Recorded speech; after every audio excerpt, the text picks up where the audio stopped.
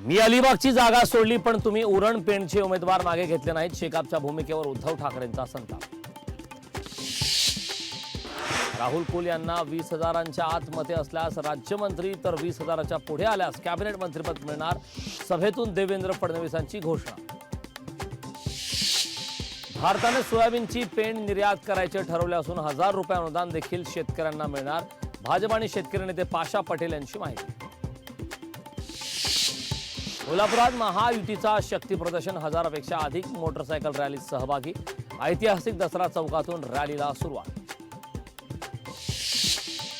यंदा मंदा म्हात्रेंची हॅट्रिक. मंदा म्हात्रेंनी आवाज लोकांसाठी वापरला. 23 तारखेला मोठं यश मिळणार. एकनाथ शिंदेंचं वक्तव्य.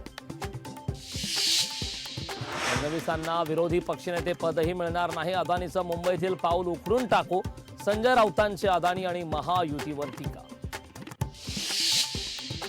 सुप्रिया सुळे यांच्या बॅगांची तपासणी. सुप्रिया सुळे यांच्या हेलिकॉप्टर आणि गाड्या देखील तपासल्या. सभेला जाताना सुप्रिया सुळे यांच्या गाडीची तपासणी. सांगोल्यात संजय राऊतांच्या बॅगांची तपासणी. सांगोल्यातील महूदमध्ये सभेसाठी जाताना तपासणी.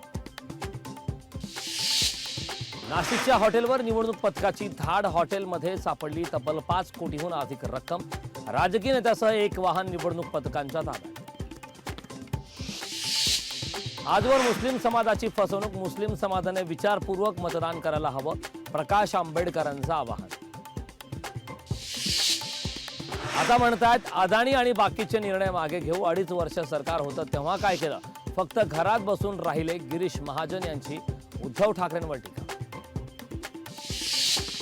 उपमुख्यमंत्री देवेंद्र फडणवीस वर्धा दौऱ्यावर. आर्वी मतदारसंघातील गांधी चौकात जाहीर सभा. भाजपचे उमेदवार सुमित वानखेडे यांच्या प्रचारासाठी जाहीर सभा. ठाकरेंच्या शिवसेनेच्या सभेकडे मतदारांनी पाठ फिरवल्याची चर्चा. बीकेसीतील सभेच्या खुर्च्या रिकाम्या. खुर्च्यांचा व्हिडिओ मुंबई भाजपकडून ट्विट.